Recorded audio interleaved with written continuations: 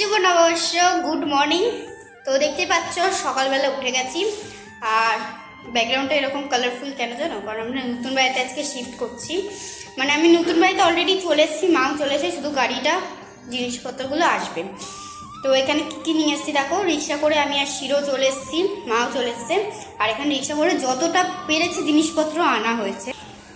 এখানে আছে টিভি, এখানে আছে অ্যাকোয়ারিয়ামের জিনিসপত্র, এখানে মায়ের ব্যাগ আছে, এখানে ঠাকুরের সব জিনিসপত্র আছে, দোলনা আছে। আর এখানে আমি ঠাকুরগুলোকে বসিয়ে দিয়েছি, গপুগুলোকেও তুলে না আগে খাই দিয়েছি। তো এটা হচ্ছে আমাদের নিউ ঠাকুর ঘর। আর এখানে আছে উপরে একটা ছোট মতো আলমারি, এখানে ঠাকুরেরই জিনিসপত্র রাখবো। এই যে শিরো চলে এসছে। চলো, এটা কোনো বাথরুম না, সরি দেখাতে ভুলে গেছি। এটা হচ্ছে একটা স্টোরেজ রুম আছে। আসলে ওখানটায় বাথরুম করেছিল, বাট এখন আর বাথরুম থাকবে না। আর তোমাদেরকে দেখিয়ে দিই নিউ ব্যালকনি। বাহ, এখান দিয়ে মস্ত মস্ত হাওয়া আসে, দেখতেই পাচ্ছ। এখানে একটা কল আছে, আর এখানে শিরোকে কেক খাওয়াচ্ছিলাম, কিন্তু কল আছে শিরোর।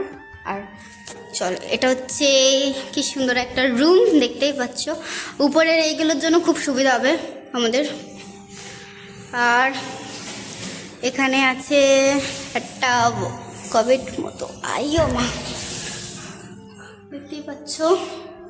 এখানে জিনিসপত্র রাখতে পারবো। আর এটা হচ্ছে ওয়াশিং মেশিনের জায়গা ছিল।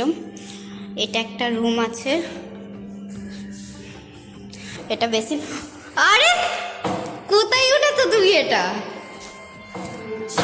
বাহ! আর রান্নাঘরটা দেখতেই পাচ্ছ কত সুন্দর। এখানে আমি আগে মাছগুলোকে ছেড়ে দিয়েছি, এখন সব ফিটফাট করা হয়নি। দেখতেই পাচ্ছ আমাদের কোনো জিনিসপত্রই আসেনি, এখনো কোনো কিছু আসেনি। একের খাবার আছে, কি ভাত আছে, দেখি ছানা আমি খাই না। এখানে আছে সয়াবিনের তরকারি। দুধটা নষ্ট না হয়ে যায় জানো। এই যে দুধ আছে। শিরো কি মারা হচ্ছে, জিনিসপত্র ঢুকছে বলতে, দেখো এই দেখো।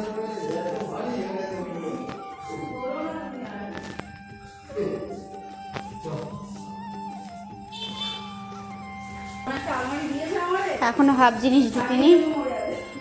আছে বিশ্বকর্মা ঠাকুর, এখনো সেট করা হয়নি কোথায় কি রাখা হবে। 11টা এখনো কিচ্ছু খাইনি। মানে আমার যে মাথা ব্যথা, এত গরম হচ্ছে, মানে এত খিদে পাচ্ছে, কিন্তু কিছু করতে পারছি না। শুধু কোল্ড ড্রিঙ্কসটা খেয়েছি ওষুধ খাওয়ার পরে, মানে গা গলাচ্ছে, এদিকে আবার ইয়ে হচ্ছে। দেখো আমাদের শুধু আলমারিটা বাকি আছে, এখনও আরেকবার যাবে। তো অনেকক্ষণ পর গিয়ে কচুরিটা ফাইনালি আমি আনতে গেলাম। আর এখানে সাথে একটু ফুলও নিয়ে নিয়েছিলাম, দেখতে পাচ্ছ রাস্তায় আছি। আর এখানে লাস্টে গিয়ে আমি একগাল ছিল, ওটাই আমি ব্লগ করেছি, কারণ আমি ভুলে গেছিলাম যে আমি আজকে সারাদিন ব্লগ করছি।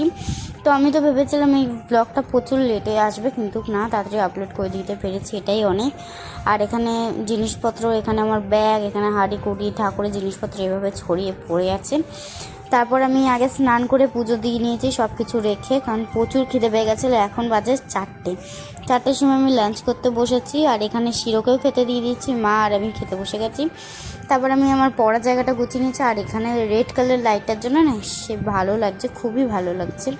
এবার তোমাদের পুরো ঘরটা দেখিয়ে দিই। এখানে টিভি চলছে, টিভিটাও লাগানো হয়ে গেছে, পাখা টাকা সবই লাগানো হয়ে গেছে, শুধু এসিটা বাদ দিয়ে, এসিটা কদিন পর লাগানো হবে। আর এই ঘরটা না বেশি জায়গাটা ফাঁকা রাখা হয়েছে, কারণ এখানে আমাদের শ্যুটগুলো করা হবে। আর আজকের ব্লগটা তোমাদের কেমন লাগলো আমাকে কমেন্টে অবশ্যই জানিয়ে। হ্যাঁ, আজকে মাকে ব্লগে বেশি দেখতে পাওনি, কারণ মা ঘর গোছাতে প্রচুর ব্যস্ত ছিল। আমি যেটুকু ফাঁকে ফাঁকে পেরেছি ধরেছি।